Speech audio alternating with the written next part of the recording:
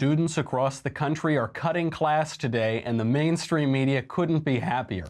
Finally, students are cutting class. This is big. We will discuss the national student walkout to infringe on our civil rights in the broader context of the awful legacy of student activism in America. Then, the most important takeaways from the special election last night in Pennsylvania and why basically I'm happy the Democrat won. Finally, I will defend United Airlines after a puppy died on one of their flights. I'm Michael Knowles, and this is The Michael Knowles Show.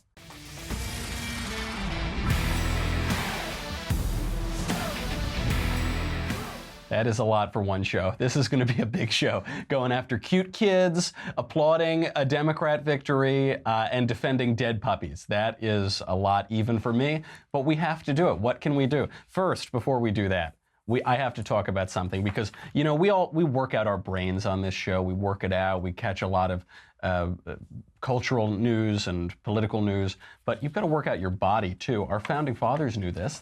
Jefferson wrote about this all the time. The ancient Greeks knew this. The wisest people in history knew you need to have a strong body. Even our Lord himself was a carpenter, a strong guy, because you can't just work out your mind, you got to work out your body.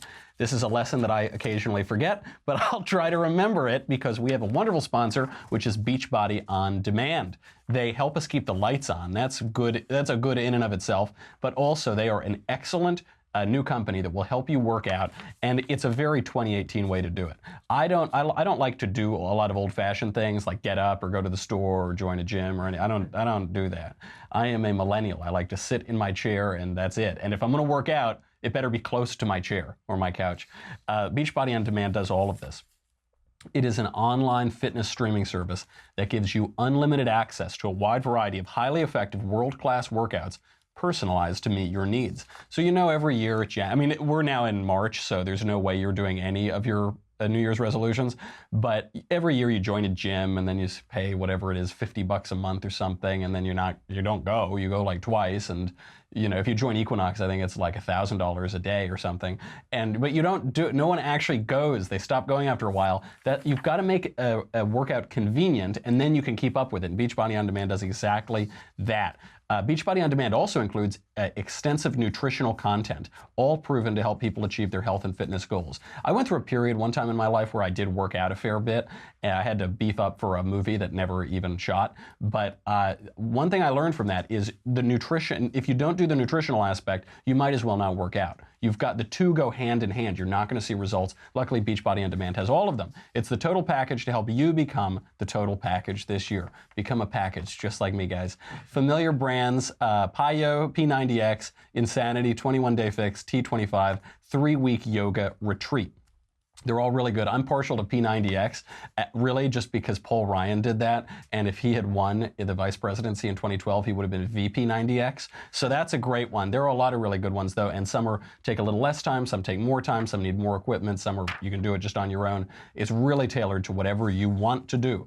Beachbody On Demand is super convenient.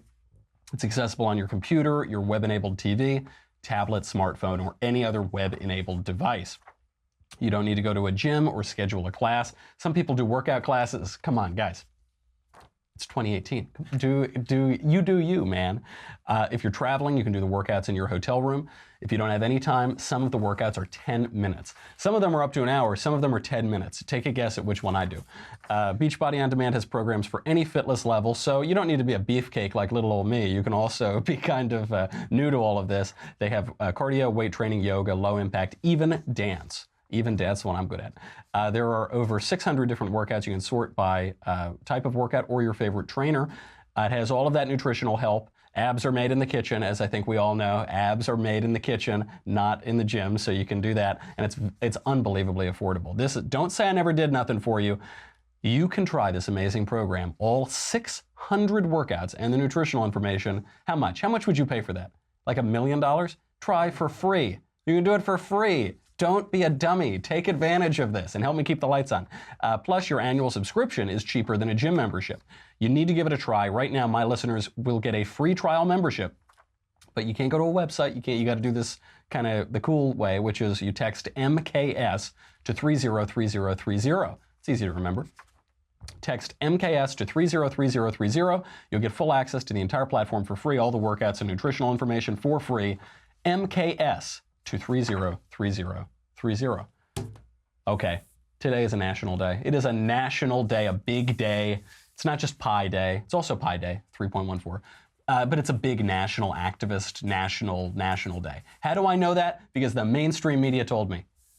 Ahead of a planned student walkout on Wednesday. A nationwide student walkout is planned later this week for stricter gun laws. Schools around the country are bracing for a series of student walkouts to protest gun violence. A student walkout is scheduled for 10 a.m. on Wednesday across the country. Schools in all 50 states bracing for protests. No more silence and gun violence! Did you hear that, students? Did you catch that? 10 a.m. on Wednesday. And it's in all 50 states, so don't worry. We're going to repeat this on every news program all day until you realize and actually go out there and cut class.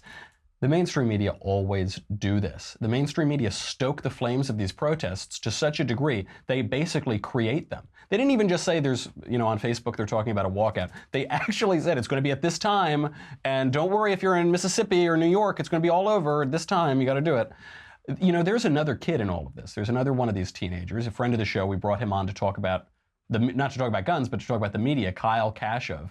And I got to say, I'm not for high school kids going around and being used as political pawns or anything. But Kyle, much more than any of his classmates, has really comported himself respectfully. He's been respectful to his elders, to elected people. He's been kind of serious. He hasn't been just relentlessly attacking one politician or another politician. There were a lot of photos. I guess he had meetings with everybody, with Chuck Schumer, President Trump in the Oval Office, a lot, that is actually something really spectacular. We've never seen that with student activism recently, and that doesn't get covered. That's not what gets covered on TV, because it doesn't push the agenda. The mainstream media have to publicize this left-wing administration, so really they effectively create it. Notice, too, they publicize it as a national event. So what happens? It becomes a national event. If they publicized it as a New York event, it'd be a New York event, but if they publicized it as a national event. Then they have to sell it, though. So they turn up the emotion, and they conflate lots of different unconnected stories of trauma to push their entirely unconnected gun-grabbing legislation. Here it is. Teachers say some even had personal stories to tell about the toll of gun violence. Every year, somebody's cousin, somebody's dad, somebody's aunt. And Trump, you need to do something about this, because we lost so many people from 2017 and 18. Because without guns, there ain't going to be no more killing and stuff like that. But with guns, there's going to be a lot more killing, because people don't know how to control themselves with guns, and they act foolish with them. Students also discussed ways to frame their message during the planned walkout on Wednesday to have the strongest impact on the gun control debate. To frame their message. I don't know if you saw in that video, there's a teacher hovering over the kid, making sure the kid writes the correct thing on the construction paper, anti-Trump, we need more gun control or whatever. But did you catch even the words that they had these kids say? At the beginning, that student said, somebody's aunt got killed, somebody's father gets killed from guns. I don't think they got killed at schools. I don't think that's about school shootings anymore. I think you're talking about bad neighborhoods and criminals killing people. That has nothing to do with keeping schools safe. That has nothing to do with school shootings. So they're trying to lump this into all guns, all gun crime. But of course, school shootings have been on the decline for 25 years, 30 years. We know that mass shootings have been on the decline for 25 or 30 years. We know that most gun deaths, gun crime, are suicides by middle-aged men. Then you see that other students say, Trump, you need to do something. Trump, what does Trump need to do? How is Donald Trump responsible for these shootings? We know that the shooting in Florida was caused in no small part because that county led the nation in pushing a left-wing policy for student discipline. In fact, the Obama administration adopted the policy that was pioneered by that school district, by Broward County. And that district was less discipline. Don't put the kid in touch with the cops. Don't just ignore or brush it under the rug. That was it. That's actually a policy that Donald Trump opposes. So really, we should have been seeing this with Barack Obama, do something. Barack Obama, you need to do something. But of course, we don't see that. That doesn't feed the narrative. It's not like there weren't school shootings during the Obama administration, but that doesn't match the narrative. Now Trump is president, so now Trump, you need to do something. Then the final statement from that student said, without guns, there won't be more killing. Guns are a relatively new invention in world history. They haven't been around forever. Right now I'm reading the book of Joshua in the Bible. I'm doing the Bible in a year. I'm no expert. I'm not a credentialed historian. I think there was killing before guns. I think the imagination of man's heart is evil from the beginning. I suspect that. So that isn't true. And places where these gun bans have been tried, by the way, that hasn't necessarily reduced homicides, and it hasn't necessarily reduced crime, certainly. And also, gun bans are basically impossible. Even in Australia, where they had the most sweeping gun ban, 2/3 of people kept their guns. In America, there are more guns than people in the United States. So to say without guns there won't be more killing, that's ridiculous. Also, these rifles that people are trying to ban account for virtually no deaths each year, particularly compared to knives, particularly compared to hands and feet, and certainly compared to handguns. So if we're talking about blanket ban of all guns, that's one thing. But notice how we're getting conflated. Everything is getting conflated here. Stop school shootings, ban AR-15s for some reason. It's Donald Trump's fault. We need to ban all guns, no guns, more, right? What it doesn't, it's so blurry, but that's what the media want. What is the end game here for the media? Because they have all these different purported goals. What do the media really want out of all of this? Michael, take it away. There's going to be a massive student walkout Friday afternoon. Tomorrow in Indiana, 20,000 people you mentioned there, hopefully more at the state capitol. This has to continue day after day after day, and these governors are going to have to step down. They're going to be recalled. They're going to be impeached. They've broken the law. There's no way they can get away with this. How does it make a difference for people to protest? How does it make a difference, that student walkout tonight in Madison? How does it translate into it making a difference? It's already made it. Look at the change, just of the polls you've cited. Just in 1 month, the public opinion of the governor of Wisconsin, of the legislature, of our support for unions and their rights. Everything has turned in favor of the working people. And it's been because the people in Madison, the people of Wisconsin, have stood up and have been there every single day. And they've helped to turn people around on this. The American people have woken up. I got to tell you, there's going to be another aspect of the show. I'll compliment Michael Moore and Rachel Maddow. At least they're honest. At least Moore and Maddow are honest here. And you notice this with a few of them. Moore predicted that Trump would win, and he kind of saw why. And Rachel Maddow, compared to her colleagues at MSNBC, is pretty upfront about her views and is pretty honest about what she wants. This is all about electing Democrats and hurting Republicans. That's what it's about. That's what the national student cutting class is about. That's what all of the media coverage is about. This is why none of these things happened during the Obama administration. This is about electing Democrats and hurting Republicans. It's not about kids. It's not about crime statistics. It's not about murders. It's not even about guns. It's about pushing their political agenda, of which guns play only a small role. Oh, there's so much more to talk, but I got, before we talk about that, I get so overwhelmed with all these bad things like electing Democrats and hurting Republicans. I forget, sometimes we got to talk about good things. And one of the good things that we need to talk about is Thrive Market. I really like Thrive Market, and I use their products all the time. It's because Thrive Market makes it so easy to save money, get excellent quality groceries, and not have to leave your couch when you do it. Do the math. You buy your family $500 worth of organic groceries in 1 month, and then you can pay only $200 for them. Imagine that. What's the secret weapon? ThriveMarket.com, the largest online store in the country, selling exclusively non-GMO organic groceries at guaranteed savings up to 50% off retail prices. Excuse me. In my bachelor days, before finding sweet little Elisa, I was only eating GMOs. I'd see a big pile of GMOs, I'd just dip my face into it, just rummage around like a pig in muck. But now I try to treat myself a little better, work out a little bit, try to eat better food, and the Thrive Market is a wonderful way to do it. Instead of paying $16 for your favorite almond butter at the store, you can pay only $11 on Thrive Market. Instead of $25 for extra virgin olive oil. Being Italian, I always make sure to spend on extra virgin olive oil. I don't want any of that yellow stuff that's gross and doesn't go well with pasta. Instead of that, you can pay only $15 for it on Thrive Market. You get much lower rates. How is that? They have all the organic brands you love and many you can't find in stores, plus non-toxic home goods, cleaning supplies, all natural bath and beauty products. If you ever want to pamper yourself, get a nice little bath product. Orders ship within 2 days and delivered to your door. They cut out the middleman. They sell it right to you. Get started today. And oh man, I'm like Santa Claus today. You get 25% off your first purchase at thrivemarket.com/Michael. M-I-C-H-A-E-L. That is thrivemarket.com/Michael. Prices are already low on here. Now there's an extra 25% discount off your first order at thrivemarket.com/Michael. They're probably not making money on that because that is way below the normal price, but take advantage of it while you can, folks. Come on, do it. You'd be foolish not to. Okay. This is That's what all of these protests are about, electing Democrats over Republicans. This is exactly the same thing as amnesty for illegal aliens. I promise you, if illegal aliens were coming across the border right now and they were identifying 3 times to 8.75 times Republican over Democrat, there would be deportation trains being commandeered by Democrats. They would be the engineers saying, choo-choo, sending them right back across. How do I know that? Because they do that with Cubans. Cuban refugees tend to vote for Republicans over Democrats because they see what socialism does and their lives have been ruined by it and their families have been killed and tortured and oppressed by it. So they tend to vote for Republicans.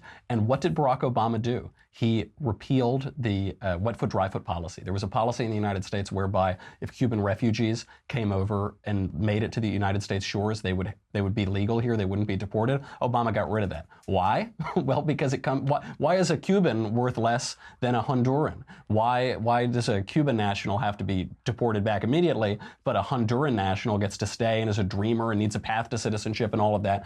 It's because of a very cynical political calculation. It's sad, but it's true.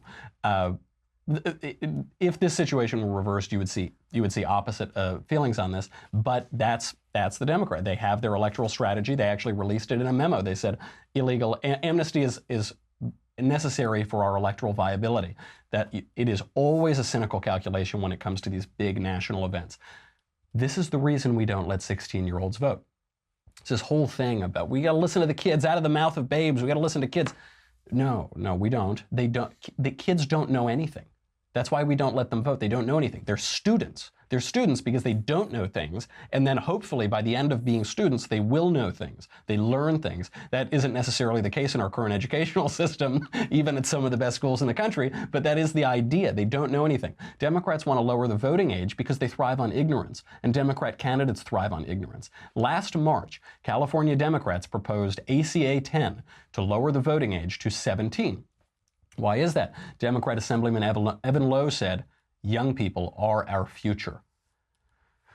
All right, I guess, sure, yeah, the young people are young. Young people are young. That's really profound. And so we need to let them vote because they vote for Democrats. If they voted for Republicans, they'd be trying to raise the voting age to 65, which I'm kind of trying to do. George Soros is backing this measure through his Open Society Foundation and the Fair Vote Group. Also, they're pushing for pre-registration starting at 16. They want 16-year-olds to be able to pre-register to vote. By the way, that already exists in 20 states and in the District of Columbia. This sort of activism is so shallow and it's so tawdry and it's so modern. The trend today on Twitter, I couldn't have written it better. A short story author couldn't have written it better. The trend was students stand up. Hashtag students stand up. They stand. They don't learn, they stand. They don't read books, they stand. They don't go to class, they stand. Michael Oakeshott writes about this in Rationalism and Politics. He writes that the rationalist, he's always standing for something. He's never moving, he's never doing anything, he's not bettering himself. He's just standing there. And, I'm just occupying Wall Street, just do. Yeah, hey, what are you doing? Nothing, just standing, just occupying. This is part and parcel of student activism in the United States and its dreadful history here. Student activism, from the beginning of it to the end, is riddled with ignorance and kids being used as useful idiots for nefarious American foes. It began really as a national phenomenon in the 1930s when communists founded the American Youth Congress. And I'm not talking about small c communists, like your little Marxist professor, really. I mean big C communists, like the American Youth Congress received its orders from the Communist Party USA and Comintern, the international communist organization founded and controlled by the Soviet Union. It had a direct line from Moscow. The American Youth Congress was among Comintern's most successful front groups, especially in the United States. The American Youth Congress even attracted the support of Eleanor Roosevelt, unsurprising perhaps to some of us. The counterculture of the 1960s and 70s was driven by student activism. The major student activist group at that time was SDS, the Students for a Democratic Society. It finally disbanded, thankfully, because it blew a lot of stuff up. But it actually was refounded in 2006, which shows you it's a sign of the times, and there's a new Students for a Democratic Society, God help us. The representative group of the New Left was the Students for a Democratic Society. This was really radical. and another group of useful idiots for the Soviet Union. This was the beginning of the end for Democrats as a serious, mature political party, by the way, because there was a kind of liberal consensus. Democrats and Republicans were different, but they were both pro-America. They both supported Americans. They both supported American victory in war. That changed with the New Left. I'm not being hyperbolic here. The New Left actually existed to change that. So the New Left existed to undermine American war efforts, to diminish American power around the world, to try to hollow out America from within. That's the New Left. That's when you saw, people talk about the parties switching. They say, oh, well, the Republicans used to be the good guys and the Democrats used to be the bad guys. And then one day, around all the time that our parents became of age, then they just switched. Then they all just switch. They say, okay, you'll be a Republican, I'll be a Democrat. Now we're going to switch. But part of that realignment, there was a realignment geographically too. A lot of that is because of the New Left. It's where you saw blue dog Democrats break off and say, I'm a Democrat, but I like America. So what? And this party is so anti-American. It's so shrill. It's especially on issues of life. It's so fanatically in favor of abortion. I can't be a Democrat anymore. So you saw people who were a little more socially conservative and people who liked their country and were more patriotic went to the Republican Party. That's part of the big shift. It happened in large part because of student activism. The SDS then gave rise to the Weather Underground, a domestic terror group that tried to overthrow the U.S. government by bombing and murdering a bunch of people in the 70s. I should be careful with my words here when I say that they murdered a bunch of people. The group was founded by Barack Obama's mentor, Bill Ayers. They had a close relationship in Chicago. Bill Ayers, also a violent communist. When I say they murdered a bunch of people, I don't mean that they murdered their targets or their adversaries. Fortunately, the left in the Weather Underground were so incompetent that they ended up just killing their own members because they didn't know how to set off bombs when they were trying to destroy buildings and overthrow the government. That we have to always thank the ignorance and incompetence of the left because they did blow themselves up a few times. Not enough, but a few times. SDS helped lead the Willard Straight Hall takeover at Cornell University in 1969. This was when armed students came in with guns and just took over Cornell University. Notice a theme here.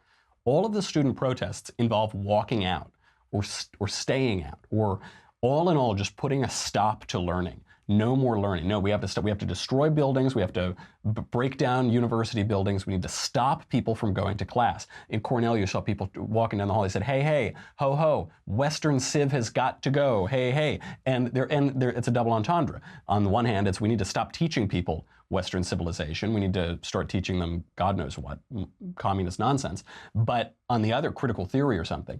On the other hand, it's also saying, because we're going to stop teaching it to them, hopefully we can end Western civilization itself. We can hollow out Western civilization itself and move on to some other utopian dream, some other utopian fantasy.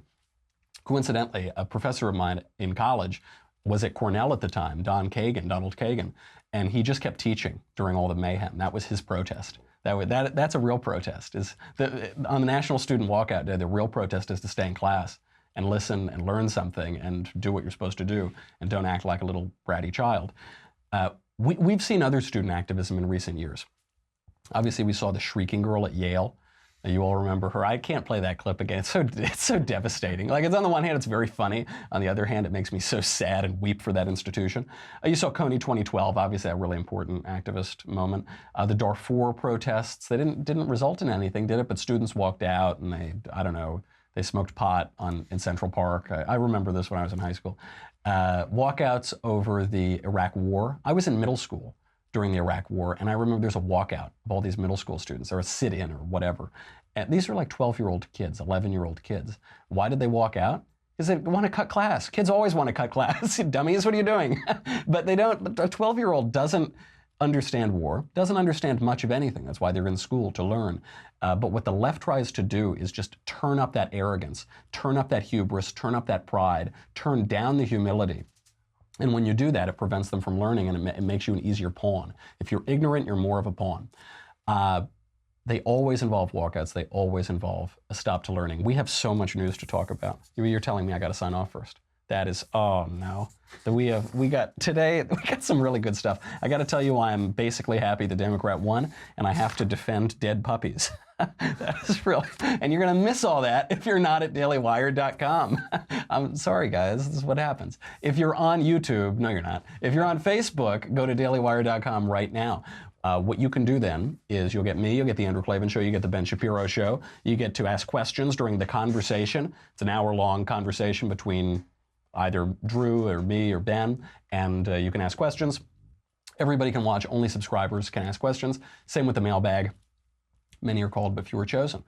We're going to have the mailbag tomorrow. I can answer all of your very important questions, but only if you subscribe. None of that matters. I know you don't care about that. What you care about is this, because we're not going to pass gun control. We're not going to take away people's constitutionally protected civil rights. Americans are going to remain free. Sorry, lefties, they're going to remain free. And then they're going to sob. They're going to cry so much. And you're going to need this, or you're going to drown. Look, I know you want to protect your civil rights. I know you want to be able to defend yourself. That's an important thing. But it's not just the guns, guys. You need, sometimes the best offense is a good defense, you know. Is that how the saying goes? I don't know. Get the leftist tears tumbler. It's the only FDA-approved vessel to store your salty and delicious leftist tears. Go to dailywire.com. We'll be right back.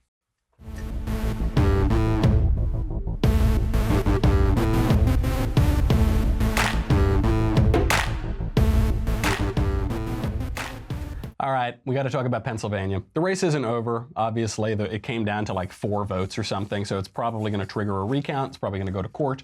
They've got to count absentee ballots, which usually don't matter. This time it looks like they will. Blah, blah, blah. Democrats tend to win these things when it comes down to these little minute things. I don't know, something about those crafty little Democrats in government. They usually eke it out in the end. That's fine. I'm going to look on the bright side of all this. If a Democrat had to win one of these elections, they didn't win. They were predicting in Florida, we're going to turn, or in Texas rather, we're going to turn Texas blue. This is going to be it. And they didn't turn Texas blue, and they kind of shut up about it, you noticed? If they had to win one of these things, I'm glad it was this one. I'm glad it was this one, because this election means nothing, practically. Practically, it means nothing. It's a warning, which I like, but it's practically meaningless. The gerrymandered district, PA 18, will not exist in November. There's going to be another election in November. Just a few months from now, it's being broken up.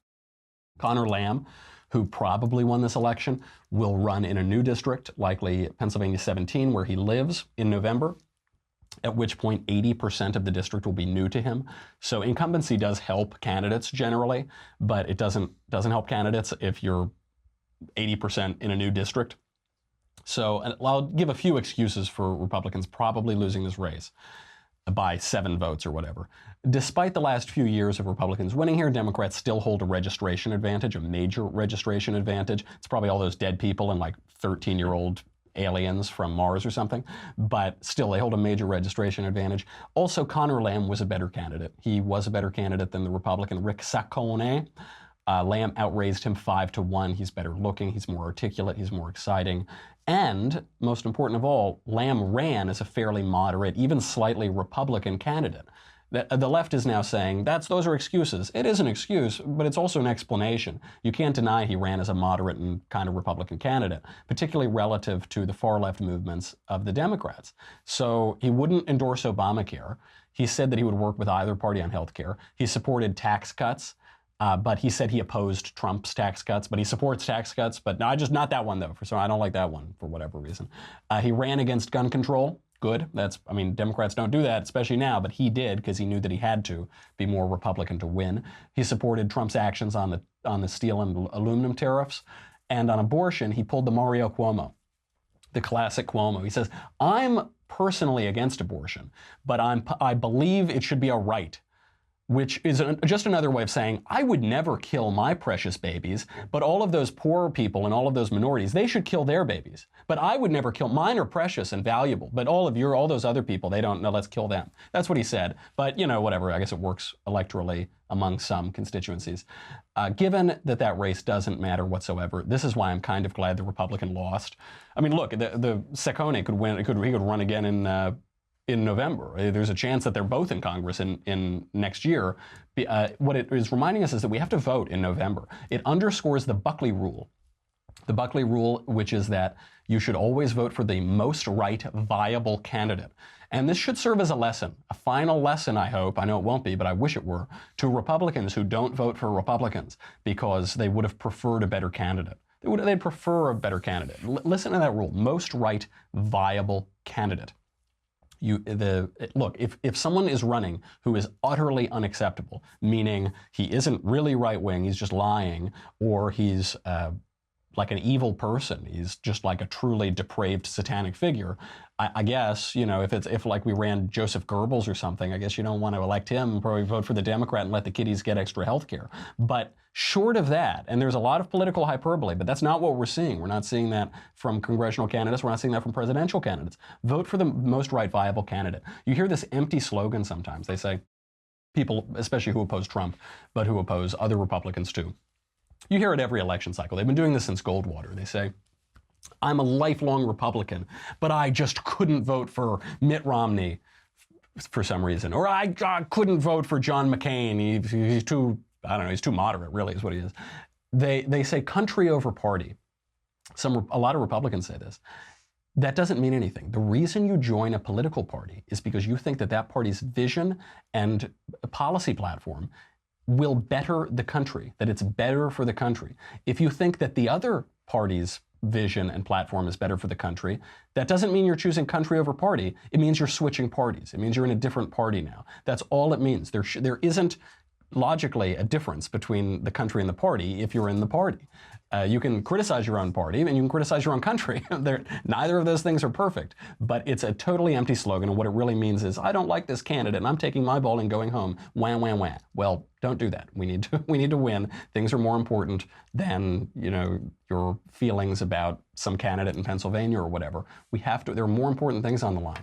Economic growth, or status on the world stage, the world order, the lives of the unborn, cultural issues, the executive agencies taking too much power and controlling your lives, unfunded liabilities, on and on and on and on and on. Those things matter. You feel like, oh, I don't like that guy, I don't like his haircut. Well, get over it.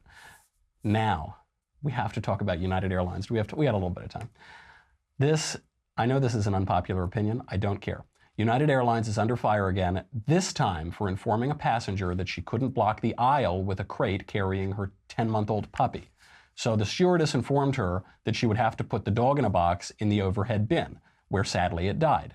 It's not a good idea to do that. I think the dog was a French bulldog, which is sad because I really like those dogs. Its name was Coquito. The reason I'm bringing up that it's a French bulldog is that bulldogs and pugs and other flat-nosed dogs have difficulty breathing to begin with, and this problem is exacerbated when they're stuffed in overhead bins. It's also exacerbated when they're just at really high altitudes. It's hard for dogs to breathe on the street in New York, much less at 30,000 feet.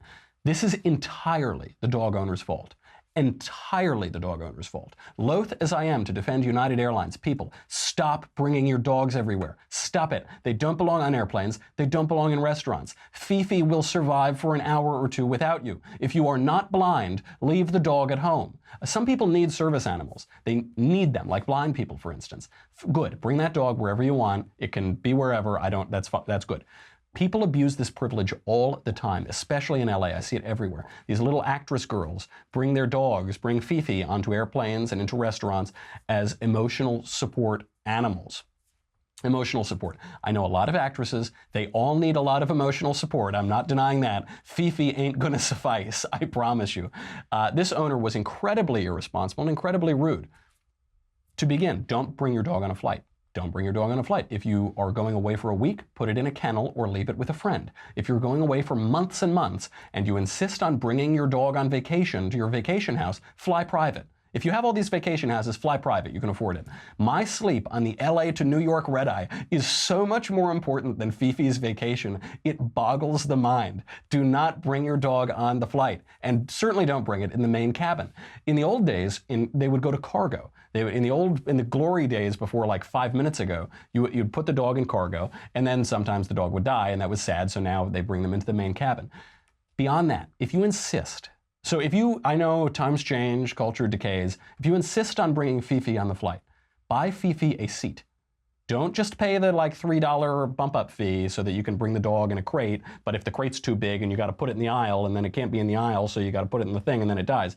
Buy Fifi a seat. I know air travel is expensive. That's why air travel has traditionally been reserved for people rather than animals, because animals don't make a lot of money. People make money.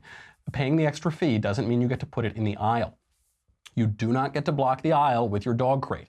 If, God forbid, anything happens on that flight, I am not going to have Fifi be the reason that I do not make it to the raft. More importantly, the aisle is not for puppy crates. The aisle is for drink carts. My access to overpriced, mediocre scotch on those cylindrical ice cubes with the little hole in them that are very delicious, that is much, much more important than Fifi's vacation. Also, if you are going to violate every rule of polite society and bring a non-service dog on an airplane, why would you bring a 10-month-old puppy who can barely breathe to begin with on the flight? 10-month-old puppies are very fragile, especially when they can barely breathe, and you're supposed to be careful with them. And why would you bring it on United Airlines? Did you see what United Airlines did to that doctor? Hey,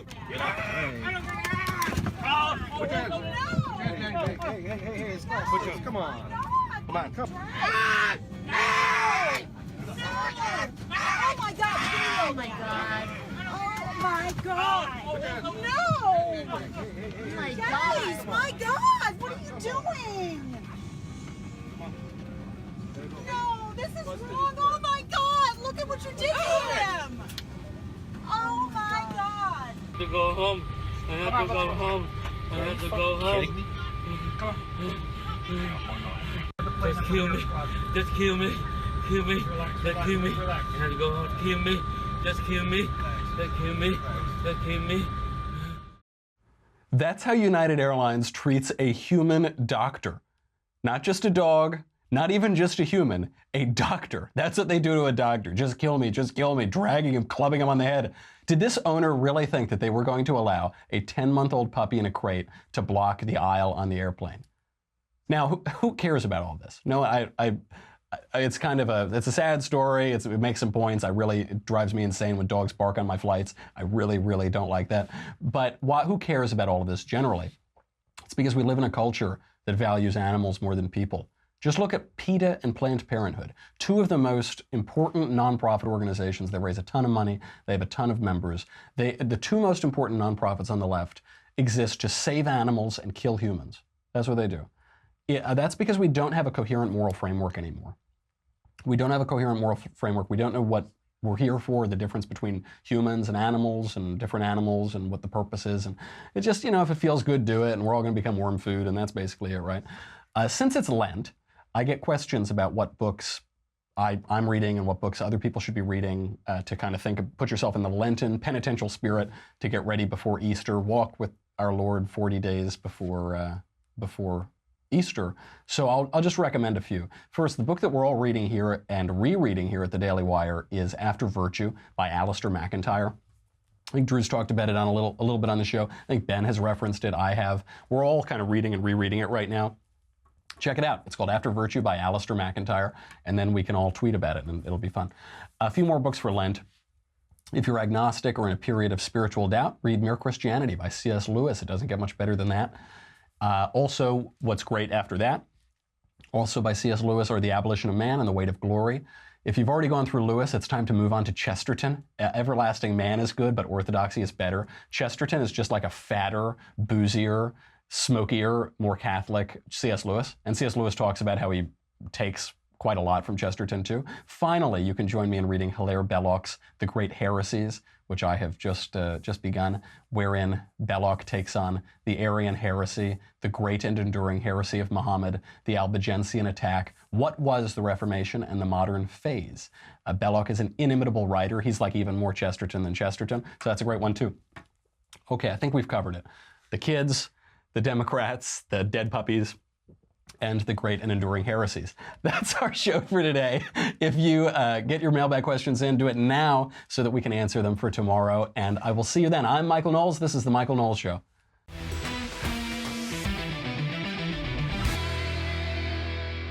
The Michael Knowles Show is a Daily Wire forward publishing production. Executive producer, Jeremy Boring. Senior producer, Jonathan Hay. Supervising producer, Mathis Glover. Our technical producer is Austin Stevens. Edited by Alex Zingaro. Audio is mixed by Mike Coromina. Hair and makeup is by Jesua Olvera. Copyright Forward Publishing 2018.